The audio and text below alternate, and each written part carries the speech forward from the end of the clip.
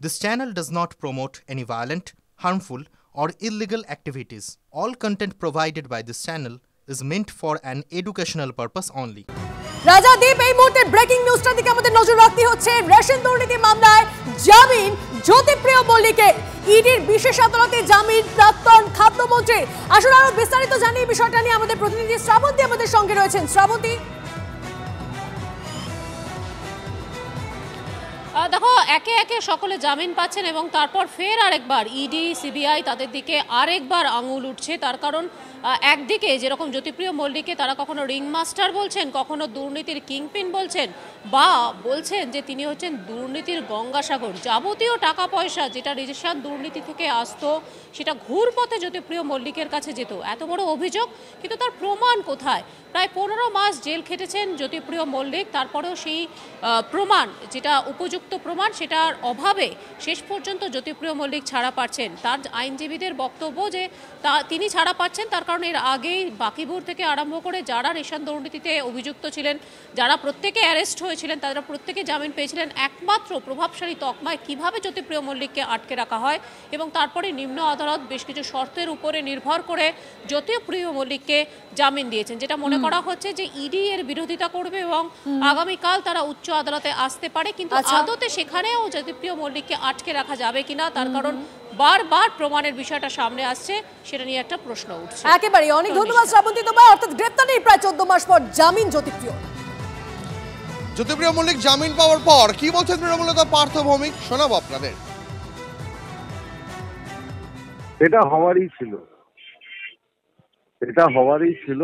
বাংলার মানুষ এটা জানে, বিশ্বাসও করে যে রাজনৈতিক উদ্দেশ্য প্রণোদিতভাবে তৃণমূল নেতাদের অনেককেই এরকম ভাবে জেলে বন্দি করে রাখা হয়েছিল এবং একের পর এক প্রমাণ না করতে পারাটাই যে কেন্দ্রীয় সরকারের ব্যর্থতা, এটা আরেকবার বাংলার মানুষের কাছে প্রমাণ হয়ে গেল এবং এটা প্রমাণ হয়ে গেল যে এটা উদ্দেশ্য প্রণোদিতভাবে করা হয়েছে। আমাদের লিডার যাকে উদ্দেশ্য প্রণোদিতভাবে জেলে বন্দি করে রাখা হয়েছিল, কিন্তু ফিরে আসাটা তো নিশ্চিতভাবে সুখবর। জ্যোতিপ্রিয় মল্লিক উত্তর চব্বিশ পরগনার পিলার ছিল, যেটা কেউ অস্বীকার করবে না, আমার মনে হয় না বিরোধী দলের লোকেরা অস্বীকার। দুর্নীতিকাণ্ডে জেলে যাওয়া একের পর এক হেভিওয়েটে জামিন পেয়ে যাচ্ছেন, এই নিয়ে আমরা কথা বলেছিলাম প্রদেশ কংগ্রেসের একসময় সভাপতি আজকের নেতা অধীর রঞ্জন চৌধুরীর সঙ্গে। তিনি কি বলছেন শোনাবো। তদন্তের নামে ঘুষ টুস খেয়েছে আর কি আবার ব্যাপার। সবাই জানে চোর যখন জামিন পায় ম্যানেজ করে নেয়, ম্যানেজ করবার জন্য টাকার অভাব নেই। ইডি বা যারা সিবিআই চাইছে তদন্ত করছে, ম্যানেজ হয়ে যাচ্ছে এগুলো। এই মুহূর্তে আমার সহকর্মী রঞ্জিত রয়েছেন, সরাসরি আমি রঞ্জিতের সঙ্গে কথা বলবো। রঞ্জিত, সল্টলেকে যেখানে জ্যোতিপ্রিয় মল্লিকের ফ্ল্যাট রয়েছে, যেখানে জ্যোতিপ্রিয় মল্লিক মাঝে মধ্যেই আসতেন এক সময়, সেই ফ্ল্যাটে সেই আবাসনে এই মুহূর্তে কি ছবি, সেখানে কি দেখা যাচ্ছে?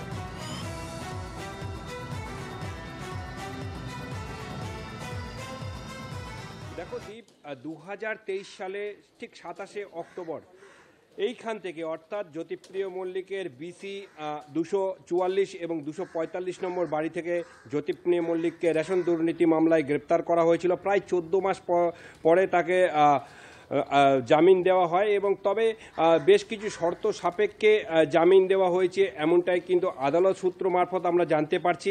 আর এই মুহূর্তে আমরা দাঁড়িয়ে রয়েছি বিসি ব্লকে, যে ব্লকে কিন্তু এই 2023-এর 27শে অক্টোবরে কিন্তু জ্যোতিপ্রিয় মল্লিককে এই বাড়ি থেকে গ্রেপ্তার করা হয়েছিল রেশন দুর্নীতি মামলার।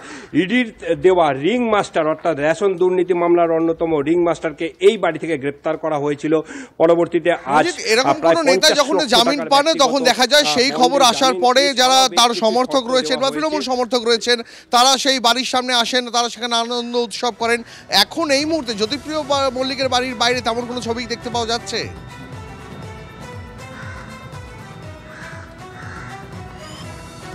একদমই না। দেখো, জ্যোতিপ্রিয় মল্লিক যখন মন্ত্রী ছিলেন সেই সময় তৎকালীন এইখানে পুলিশ পোস্টিং দেওয়া ছিল, একদম নির্জন এলাকা। তোমাকে একটু দেখাবার চেষ্টা করি, রাস্তা পুরো নির্জন এলাকা। দেখতে পাচ্ছি সেই ছবি। অনেক ধন্যবাদ আপাতত তোমাকে।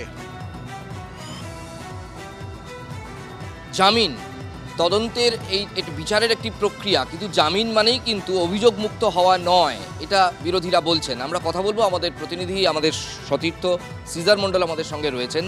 সিজার, একটাই প্রশ্ন যেটা সাধারণ মানুষের মনে, এই ধরনের বড় নেতা জামিন পেয়ে যাওয়ার পর যেটা হয়, সেই মামলাটার চেহারাটা পরবর্তীকালে কি দাঁড়ায়? মানে মোদ্দা কথা, আর কি জ্যোতিপ্রিয় মল্লিককে কখনো নাগালে চাইলে পেতে পারে ইডি সিবিআই? দেখো, আইনগতভাবে সেই যথেষ্ট প্রভিশন কিন্তু রয়েছে, কারণ জামিনে আজকে তিনি ইডির বিশেষ আদালত থেকে জামিন পেলেন এবং তার বিরুদ্ধে ইডি ছাড়া অন্য কোনো তদন্তকারী সংস্থার অন্য কোনো মামলা না থাকায় আইনগতভাবে তার জেল থেকে মুক্ত হওয়ার বাধা নেই। কিন্তু আমরা যেভাবে দেখলাম আজকে নিম্ন আদালতে ইডির আইনজীবীরা তারা যেভাবে জামিনের বিরোধিতা করেছেন, এবং সেক্ষেত্রে ইডি সূত্রে যেটা জানতে পারছি, এই জামিনের বিরোধিতা করে এনফোর্সমেন্ট ডিরেক্টরেটের পক্ষ থেকে উচ্চ আদালতেও তারা যেতে পারেন। এখন জ্যোতিপ্রিয় মল্লিক জামিনে মুক্ত হওয়ার আগেই, অর্থাৎ জেল মুক্ত হওয়ার আগেই এনফোর্সমেন্ট ডিরেক্টরেট উচ্চ আদালত থেকে কোনো ধরনের স্থগিতাদেশ আনতে পারে কিনা সেটা দেখার সেই সম্ভাবনা কিন্তু খুব কম, এবং পরবর্তীতে কিন্তু সেই জামিন খারিজ করার আবেদনও এনফোর্সমেন্ট ডিরেক্টরেট করতে পারে, সেই সম্ভাবনাটা আইনগত দিক থেকে রয়েছে। কিন্তু সেই বিষয়গুলো কিন্তু আমরা দেখি যে সাধারণত হয়ে থাকে না। অনেক ধন্যবাদ সিজার। এবার একটু মালদা দিকে নজর রাখি, কারণ মাত্র 2 সপ্তাহের ব্যবধানে মালদায় একবার জেলা সহসভাপতি তাকে প্রকাশ্যে গুলি করে খুন করা হলো। তারপর গতকাল আমরা দেখতে পেলাম তৃণমূল সমর্থক তাকেও প্রকাশ্য দিবালোকে রাস্তায় গুলি করে খুন, তারপর ইট দিয়ে তার মাথা থেতলে দেওয়া হলো। কিন্তু যে মূল অভিযুক্ত জাকির, সেই জাকিরকে 24 ঘন্টা পেরিয়ে গেলেও এখনো পর্যন্ত পুলিশ গ্রেপ্তার করতে পারল না। ইতিমধ্যে সেই জাকিরের হুমকি দেওয়ার পুরনো ভিডিও, সেগুলোও টিভি 9 বাংলা দেখিয়েছে আপনাদের। এই মুহূর্তে মালদা থেকে আমার সহকর্মী সুব্রত রয়েছেন, আমি সুব্রতের কাছে সরাসরি জানতে চাইবো, সুব্রত, 24 ঘন্টা পেরিয়ে গেছে, এত বড় একটা খবর, এত বড় একটা ঘটনা, তৃণমূল সমর্থককে রাস্তায় গুলি করা হলো, সবাই দেখতে পেল দিনের আলোয়, 24 ঘন্টা পেরিয়ে গেল, পুলিশ কাউকে গ্রেপ্তার করতে পারলো না, 10 জনকে আটক করে জিজ্ঞাসাবাদ চলছে। হ্যাঁ, এখন তাই এই মুহূর্তে কালিয়াচক থানাতেই আমরা রয়েছি এবং সেখানে তাদেরকে জিজ্ঞাসাবাদ চলছে।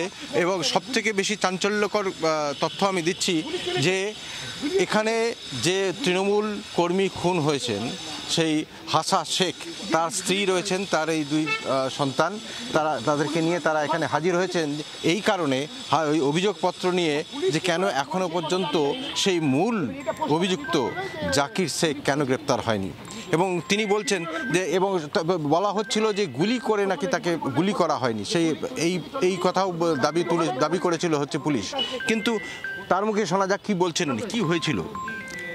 সকালে দরিয়াপুর মমিনপাড়া এলো, এসে ড্রেন বানাইতেছিল, ড্রেন নাম করে ডেকেছিল জাকিররা, আবার এলো, এসে কিলে মারলো, কি হইলো ওলা বলতে পারবো না। আমার স্বামী ফিরে বাড়ি যাচ্ছিল, পিছন দিকে রড দিয়ে মারা হয়েছে, ইটকল দিয়ে মারা হয়েছে, লাস্টে আবার গুলি করেছে।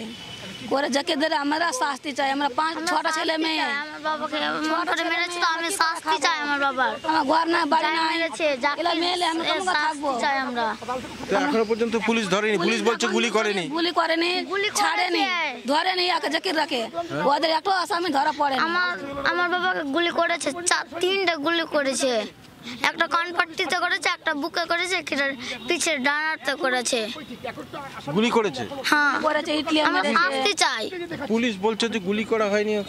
তোমরা দেখালে ভাইয়াতে গুলি করা, মাথাতে চিহ্ন ছিল, এখানে চিহ্ন ছিল, বুকে চিহ্ন ছিল, পিঠে চিহ্ন ছিল, ইটলে মেরেছে, রটলে মেরেছে, ইটলে চুরে চুরে মেরেছে, হাসওয়ালে এখানে কাটাছে, এখানে কাটাছে, গোটা হালকা বুঝে বুঝে করতেছে। ও তো জ্যাকেট পিনে টার্গেট কে ছিল, কাকে মারতে এসেছিল ওরা? ওলা বলতে পারবো না, বকুলকে মারতে এসেছিল। বকুলকে মারতে এসেছিল, কিন্তু আপনার স্বামী কি তাকে বাঁচিয়ে দিয়েছে? বাঁচিয়ে যেয়ে ওকে মারা গেল, আমার স্বামী মারা গেল, বকুলকে বাঁচাতে যেয়ে পাশে করে যে ঝাপঝাপ পড়লো, ওখানে থাকে গরম করে খাই। গোলমালটা কি নিয়ে, ড্রেন করাটা? ড্রেনটা নিয়ে গোলমাল, মানে টাকার ভাগাভাগি। হ্যাঁ, ওগুলো করতে পারবো না, টাকা নিয়ে কিলে ভাগাভাগি হলো। ওরা ভালোভাবে ডাকলে বাড়ি নে আইলো, ऐसा ড্রেন ফিতা কাটবো, ইনভার করবো, আসো। আর ওর ভিতরে কি হলো বলতে পারবো না। সকালে বাজার করতে নাম করা বাড়ি ছেড়ে এসেছে সকাল 9টাতে। এখনো পর্যন্ত জাকিরকে ধরছে না কেন? জাকিরের আসামি, জাকিরের ছেলেরাকে কেউকে এখন ধরা পড়েনি। জাকির এখন বুক ফুলে দৌড়ে বেড়েছে, আর বকুলদের পরে অত্যাচার করছে পুলিশ যাইয়া। তো যদি জাকিরকে না ধরা হয় তাহলে কিরকম কি হবে, মানে আরো আতঙ্কে থাকবেন আপনারা? হ্যাঁ, আমরা যখন তো ইয়াকে ধরা যায়নি জাকিরকে, ও তো আমরা চাই না, শাস্তি চাই। আমরা পুলিশ কি ইচ্ছে করে ধরছে না? अब আমরা কেমন করে বলবো, ইচ্ছা করে ধরছে না, কেমন করে ধরছে, কেন ধরছে না? মানে ধরা পাইছে না, ওরা এখন পালিয়ে যাচ্ছে। সব জায়গায় কি মানে পালিয়ে যাচ্ছে? কতক্ষণ ধরে, এতক্ষণ ধরে কি পালিয়ে গেল? তা কি সম্ভব? ও তো কম করে বলবো, বলো কেমন করে পালিয়ে যাবে, কি করেছে ওরা জানে। শাস্তি চাই, আমার বাবাকে যেরকম করে মেরেছে তো শাস্তি চাই। নাসিম, জাকির, ওদের সঙ্গে কে কে আছে ওদের নাম তো আমরা বলতে পারবো না। কে ছিল ওরা কি ব্লক সভাপতি? জাকির তৃণমূল, আমরা তৃণমূল করি, বকুলা তৃণমূল করে। বকুলা তৃণমূল? হ্যাঁ, তৃণমূল পাটাপাটি করে, ওরা কি পাটাপাটি করে বলতে পারবো না। জাকির কি ব্লক সভাপতির লোক? বলতে পারবো না। না, আপনারা সবাই তৃণমূল করেন? আমরা তৃণমূল সবাই করি। আপনার স্বামীও তৃণমূল? আমার স্বামীও তৃণমূল পার্টি থেকে নেই লড়ে, তৃণমূল পার্টি থেকে নেই লড়ে, সুফেরা বিবি। বুঝতে পারছো যদি যে তারা অসহায় অবস্থায় মানে নিজেকে প্রায় বাঁচানোর জন্য এখন আতঙ্কে এই থানায় এসে পড়ে রয়েছে। এবং অনেক ধন্যবাদ তোমাকে, তোমার মাধ্যমে গোটা বাংলা আজকে দেখতে পারলো যে দুজনে শিশু তারা পিতৃহারা হলো তাদের শুধুমাত্র তাদের বাবার রাজনৈতিক রঙের জন্য। অনেক ধন্যবাদ তোমায় শুভতোষ। দেখুন, মালদায় যে তৃণমূলের কোন্দল, তাতে একের পর এক নেতা খুন, গোষ্ঠীদ্বন্দ্বের কথা মেনেও কড়া বার্তা দিলেন অভিষেক বন্দ্যোপাধ্যায়। অত্যন্ত গুরুত্বপূর্ণ, তৃণমূল জামানায় রাজনৈতিক রং দেখে পদক্ষেপ করা হয় না, যে দোষী সে শাস্তি পাবে। নিজেকে কেউ যদি কেউকে না ভাবেন তাহলে ভাববেন না, কড়া বার্তা তৃণমূলের সর্বভারতীয় সাধারণ সম্পাদকের। একটা রাজনৈতিক দল যখন বড় হয় তখন এই জিনিসগুলো স্বাভাবিক। গোষ্ঠীদ্বন্দ্ব কি বিজেপিতে নেই? গোষ্ঠীদ্বন্দ্ব কি সিপিএম যখন ক্ষমতায় ছিল তখন ছিল না? গোষ্ঠীদ্বন্দ্ব সব জায়গায় থাকে। একটা বাড়িতে, একটা পরিবারে যদি 6 জন থাকে, 6 জনের মধ্যে 4 জনের ঝগড়া থাকে। সেখানে একটা রাজনৈতিক দল, লক্ষের উপর দলীয় পদাধিকারী, তো এত বড় পরিবার, সেখানে 2-4 জনের মধ্যে মনোমালিন্য, মতভেদ থাকতেই পারে এবং এটা স্বাভাবিক, এটা পরিবারের নিয়ম, এটা সংসারের রীতি নীতি। তার মানে এই না যে আমি যা ইচ্ছা করে বেড়াবো। যদি কেউ কোনো রকমভাবে দলকে দুর্বল করতে চায়, তার বিরুদ্ধে বিগত দিনেও দলীয় শৃঙ্খলা কমিটি ব্যবস্থা নিয়েছে, আগামী দিনও ব্যতিক্রম হবে না।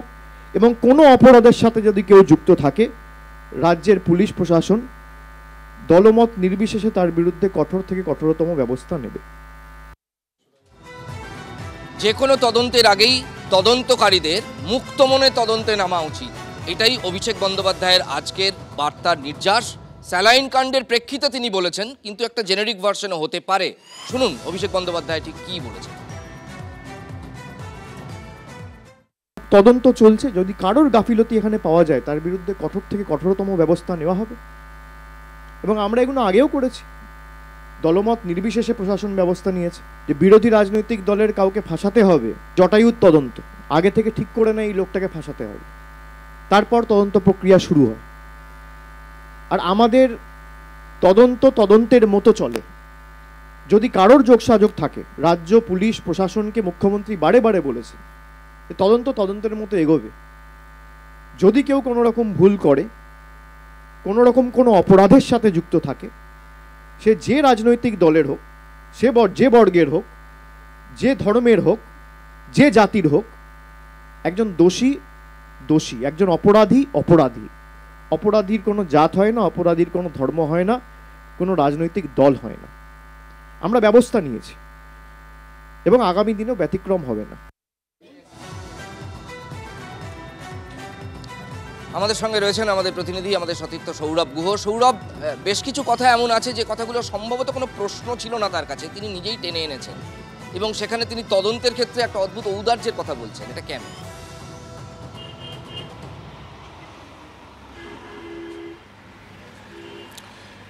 আসলে স্যালাইন কাণ্ডের পরিপ্রেক্ষিতে আমরা কিছুদিন ধরেই তৃণমূল মুখপাত্র কুণাল ঘোষকে আমরা শুনছিলাম যে আরজি করের যারা সরকার বিরোধী আন্দোলন করেছেন তারা হতাশার জেরে এমন কাণ্ড ঘটাননি, তো এরকম একটা প্রশ্ন তুলছিলেন কুণাল ঘোষ। জটায়ুর তদন্তের এই যে প্রসঙ্গটাই এনে যে আগে থেকেই দোষীদেরকে ধরে নিয়ে তদন্ত আমরা করি না, অর্থাৎ আগে কে দোষী সেটা চিহ্নিত করে তদন্ত করার ব্যাপারে যে তার মত ভিন্ন, এটা কোথাও একটা স্পষ্ট করেছেন অভিষেক বন্দ্যোপাধ্যায়।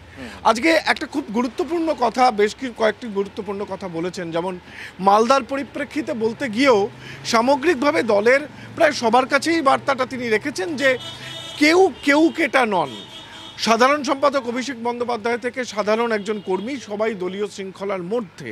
এই যে কেউ কেটা নন, এটা বলতে গিয়ে শুধুমাত্র মালদা নয়, হয়তো অন্যান্য তৃণমূল কংগ্রেসের বর্ষিয়ান নেতাদেরও ইঙ্গিত করে থাকতে পারেন অভিষেক বন্দ্যোপাধ্যায়। এবং খুবই তাৎপর্যপূর্ণ, শিল্পী বয়কট ইস্যুতে আজকে তাকে জিজ্ঞাসা করা হয়েছিল, সেখানে তিনি বলেছেন তৃণমূল কংগ্রেস বয়কটের রাজনীতিতে বিশ্বাস করে না। যদি তাই হতো মমতা বন্দ্যোপাধ্যায়ের নিন্দা করা বহু নেতা তৃণমূলের স্থান পেতেন না। অনেক ধন্যবাদ সৌরভ। আর এই মুহূর্তে আরও একটা খবরে নজর রাখতেই হচ্ছে মেদিনীপুর মেডিকেল কলেজ, সেখানে আবারও স্যালাইন কাণ্ডে প্রসূতির মৃত্যু তদন্তে পৌঁছে গিয়েছে সিআইডি। এই মুহূর্তে মেদিনীপুর থেকে আমার সহকর্মী দেবব্রত রয়েছেন, আমি সরাসরি দেবব্রতর কাছে জানতে চাইব। দেবব্রত, সিআইডি গতকালও গিয়েছিল, চিকিৎসকদের সঙ্গে কথা বলেছে, নার্সদের সঙ্গে কথা বলেছে, আজ সিআইডি যে তদন্তকারী টিম তারা গিয়ে মেদিনীপুর মেডিকেল কলেজে মূলত কোন কোন দিকগুলো খতিয়ে দেখবে? মূলত দেখো, আজকে সকাল 10টা সাড়ে 10টার মধ্যে কিন্তু সিআইডির টিম বা সিআইডির আধিকারিকরা কিন্তু মেদিনীপুর মেডিকেল কলেজের, আজকে হাসপাতাল নয়, আজকে যেখানে কলেজ, সেই কলেজে আসে এবং কলেজের প্রিন্সিপালের যে চেম্বার, সেই চেম্বারের পার্শ্ববর্তী স্থানে কিন্তু তারা কথাবার্তা বলে এবং জিজ্ঞাসাবাদ চালিয়েছে। এবং মূলত যেটা জানা যাচ্ছে, যে সমস্ত ডাক্তাররা গতকালকে যাদের সাথে কথা বলেছিলেন তাদেরকেই কিন্তু আজকে ডাকা হয়েছিল এবং কলেজের যিনি প্রিন্সিপাল তার সাথেও কিন্তু কথা বলেছে বলে জানা যাচ্ছে। পাশাপাশি কিন্তু এইখানে কথাবার্তা শেষে তারা কিন্তু দুপুর নাগাদ যায় মেদিনীপুর মেডিকেল কলেজ হাসপাতালের মাতৃমা বিভাগে। সেখানে মাতৃমা বিভাগে গিয়ে চিকিৎসক কর্মরত চিকিৎসকদের সাথে কথা বলেন এবং পাশাপাশি যে প্রসূতি একজন মারা গেছেন এবং যে প্রসূতি অসুস্থ হয়ে ভর্তি রয়েছেন তাদের পরিবারের লোকজনের সাথেও কথা বলে এবং সেখান থেকে তাদের কথাবার্তার মাধ্যমে যেটা জানতে পারা যাচ্ছে, প্রাথমিকভাবে কিছু তথ্য তারা নিয়েছেন। তবে এই প্রাথমিকভাবে প্রথম পর্যায়ের যে আজকের যে প্রথম পর্যায়ের তদন্ত, সেটা শেষ করে যখন তারা বেরাচ্ছিলেন তখন কিন্তু তাদের হাতে বেশ কিছু নথিপত্র দেখা গেছে। বুঝতে পেরেছি দেবব্রত, অনেক ধন্যবাদ তোমাকে। নজর রাখো পরিস্থিতির উপরে। আপডেট দিচ্ছিল দীপ এবং রাজা, অনেক ধন্যবাদ তোমাদেরকে। নবর আলন্দা স্কুলে কাজ ভেঙে ছাত্র জখমের ঘটনায় মামলা রুজু, স্বতঃপ্রণোদিত হয়ে মামলা রুজু টালিগঞ্জ থানার পুলিশের। স্কুলের বিরুদ্ধে রক্ষণাবেক্ষণের অভাবের অভিযোগ, রক্ষণাবেক্ষণের দায়িত্বে থাকা কর্মীদের বিরুদ্ধে মামলা। কোন কর্মী কোন দায়িত্বে জানতে চাইল পুলিশ। গতকালের পর আজ ফের ভাঙা হচ্ছে বাঘাযতীনের বেআইনি ফ্ল্যাট। চোখের সামনে আস্ত ফ্ল্যাট ভেঙে পড়া দেখে আতঙ্কিত স্থানীয় বাসিন্দারা। বেআইনিভাবে জলজমির ওপরে কিভাবে গড়ে উঠল ফ্ল্যাট, উঠছে প্রশ্ন। ঘটনার পর থেকে পলাতক অভিযুক্ত promoter.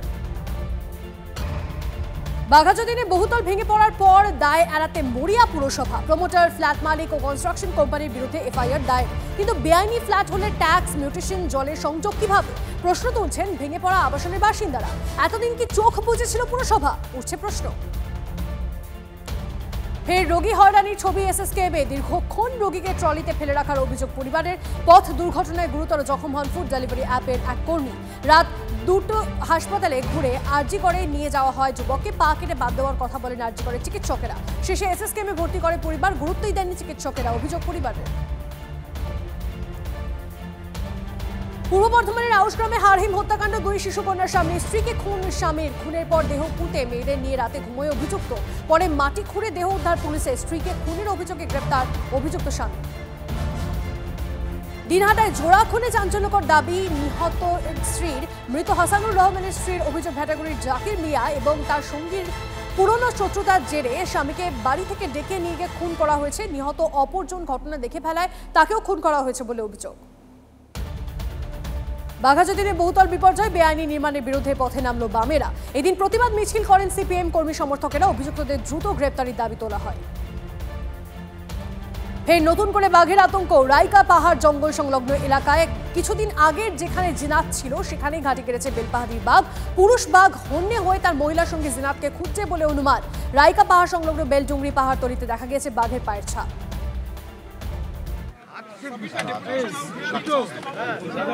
No deputation. We are the principal opposition of West Bengal. I, as a LOP, along with my 15 colleagues, BJP MLAs, they came here. The situation of health department of West Bengal is very. थोड़ा पीछे रहो, आप लोग पीछे रहो।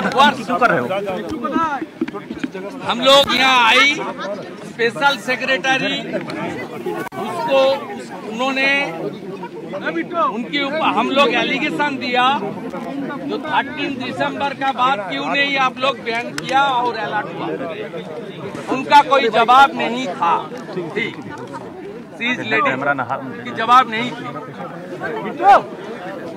थोड़ा पीछे हो आप लोग, स्पेस बनाओ यार।